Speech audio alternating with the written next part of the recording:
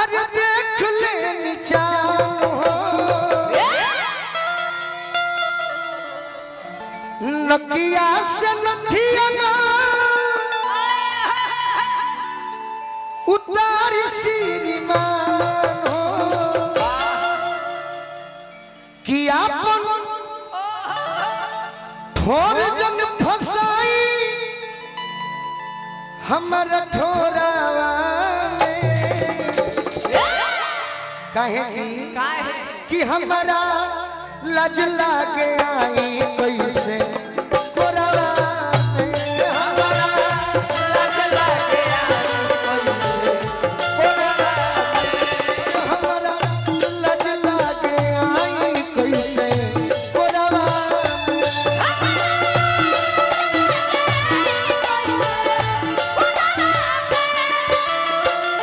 घुंघटा उठा के राजा देख ले नीचान हो घुंघटा उठा के राजा देख ले नीचान हो नकिया से नथिया ना उतार श्रीमान हो नकिया से नथिया ना उतार श्रीमान हो कि आपन ठोर ना लगाई हमरा ठोरा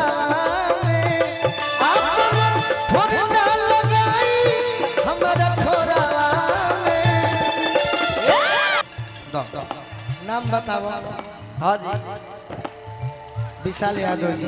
भाई कैसे बात कोमल शरीर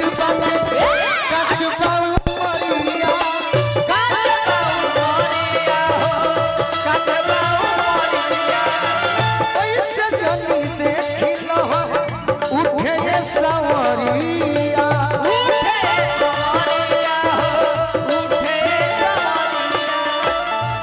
एगो लड़की विनती करतिया कि आपन गोड़ न फसाई हमारा गोड़ावा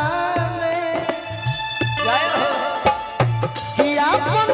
गोड़ न फसाई हमारा गोड़ावा में कि हमारा लज लागे आई कैसे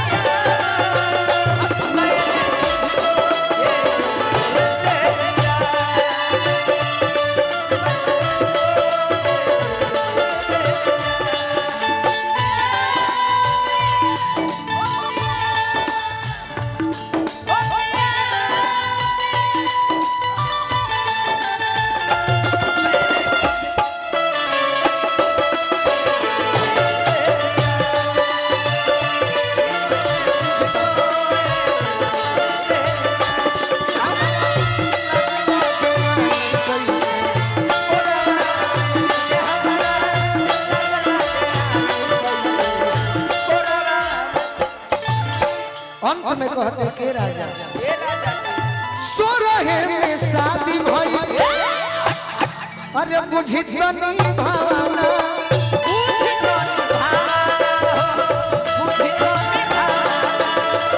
खेल जोग भइल नइखे गोलू हो खेलावा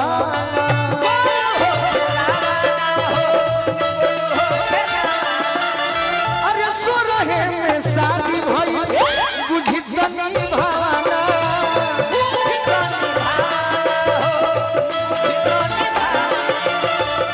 खेल जोग भइल नइखे गोलू हो